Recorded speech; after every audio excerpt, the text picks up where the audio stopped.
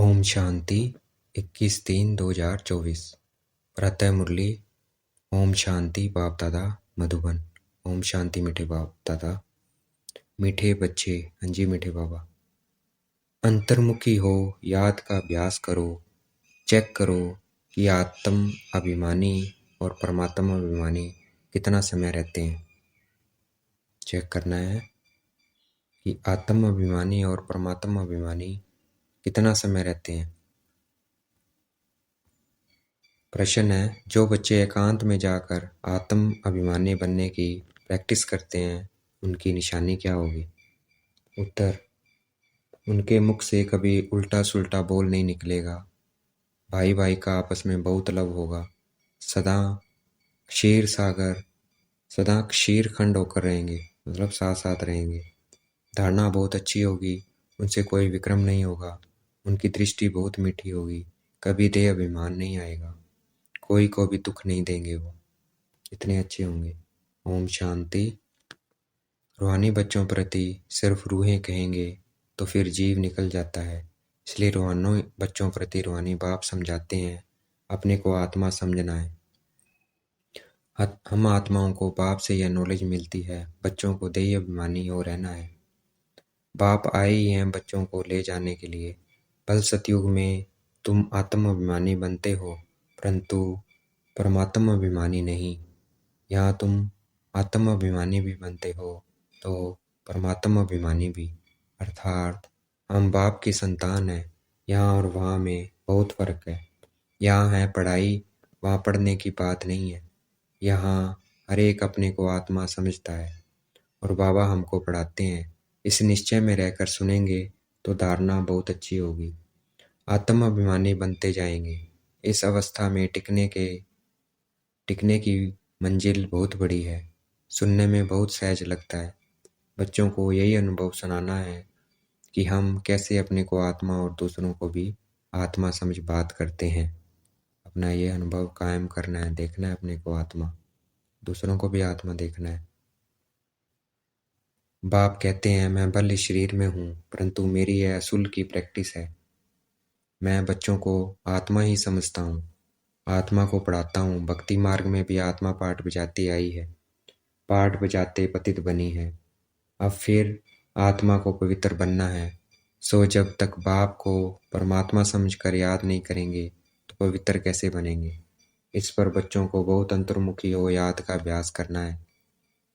याद का अभ्यास करना है अंतर्मुखी होके, अपने को आत्मा, बाबा को आत्मा अभ्यास करना है। नॉलेज सहज है, बाकी निश्चय पक्का हो रहे कि हम आत्मा पढ़ते हैं, बाबा हमको पढ़ाते हैं, तो धारणा भी होगी और कोई विक्रम नहीं होगा। ऐसे नहीं, इस समय हमसे कोई विक्रम नहीं होता है। विक्रमाजीत तो अंत में बनेंगे।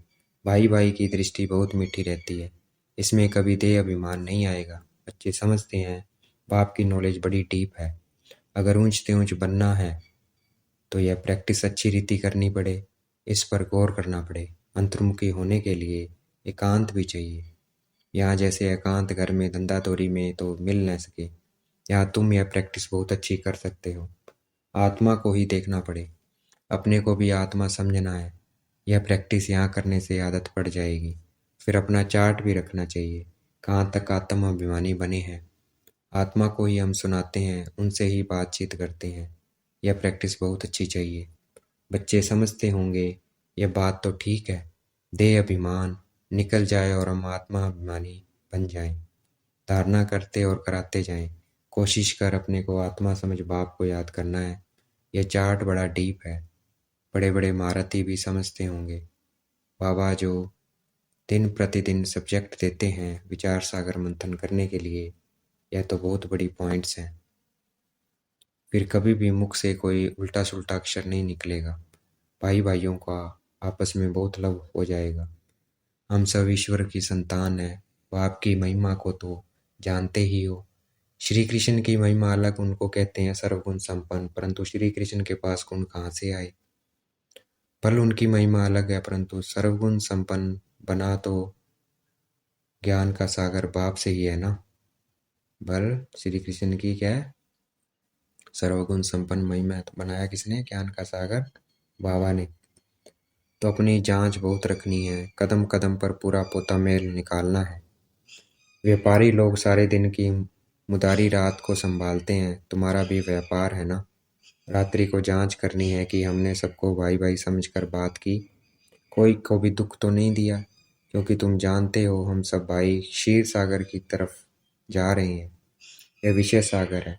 तुम अभी न रावण राज्य में हो न राम राज्य में हो, तुम बीच में हो। तो अपने को आत्मा समझ बाप को याद करना है, देखना है कहाँ तक हमारी वह भाई भाई की दृष्टि की अवस्था रही। हम सब आत्माएं आपस में भाई भाई हैं।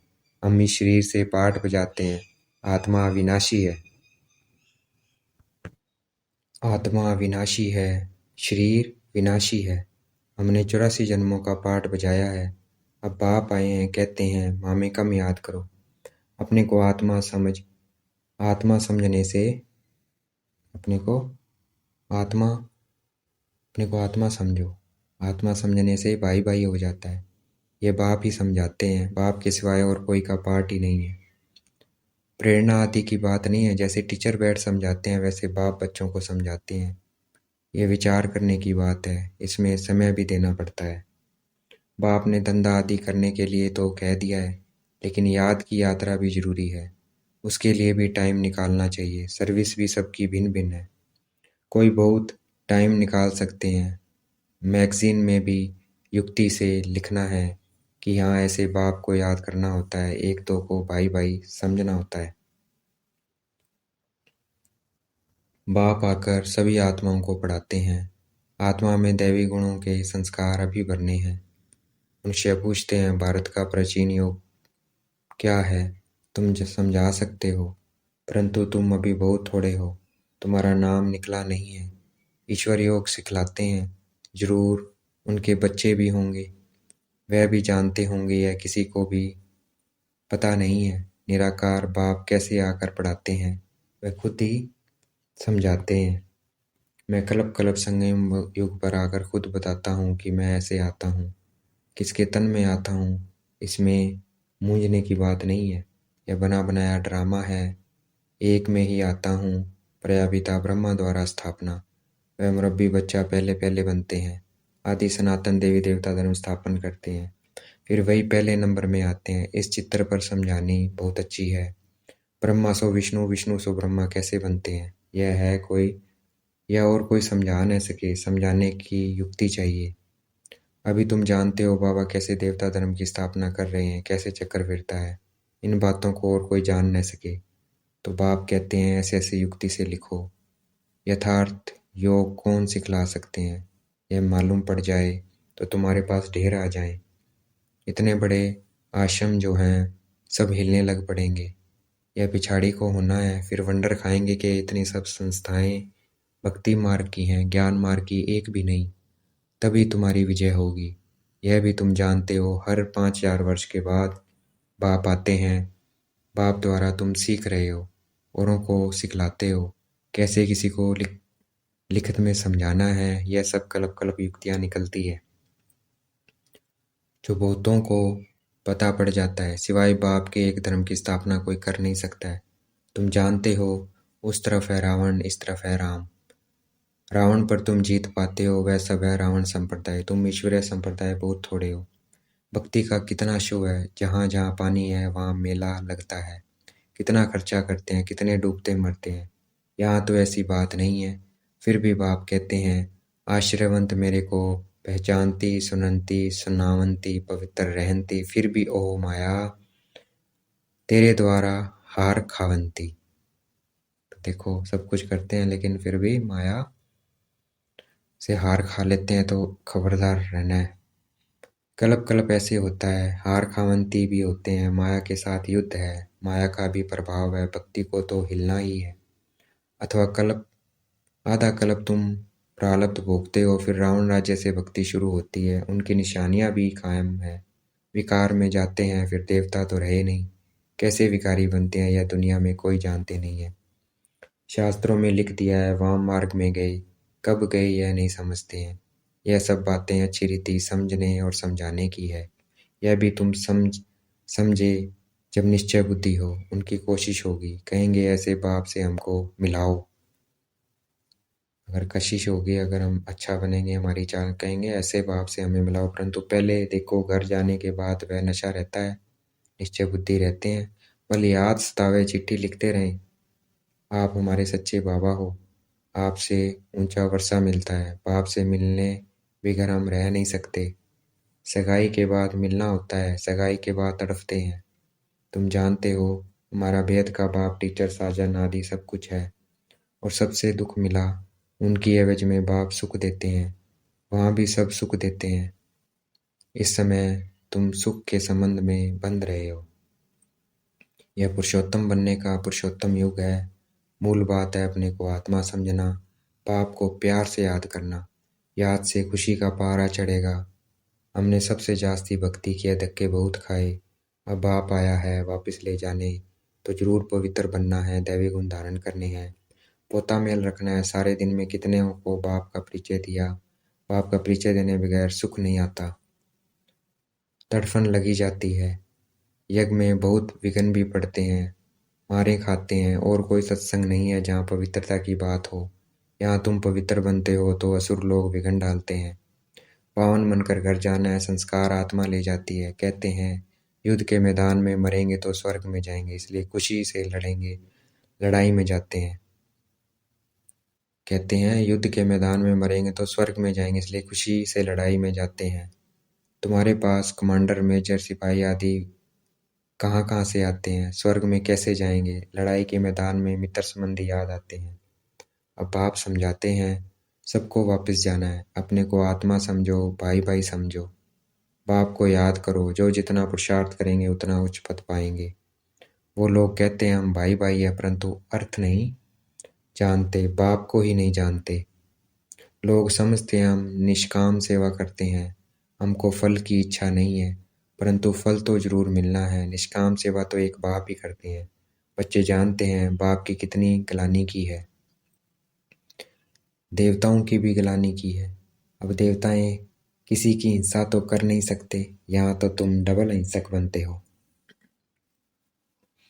ना काम कटारी चलाना, न क्रोध करना। क्रोध भी बड़ा विकार है। कहते हैं बच्चों पर बहुत क्रोध किया।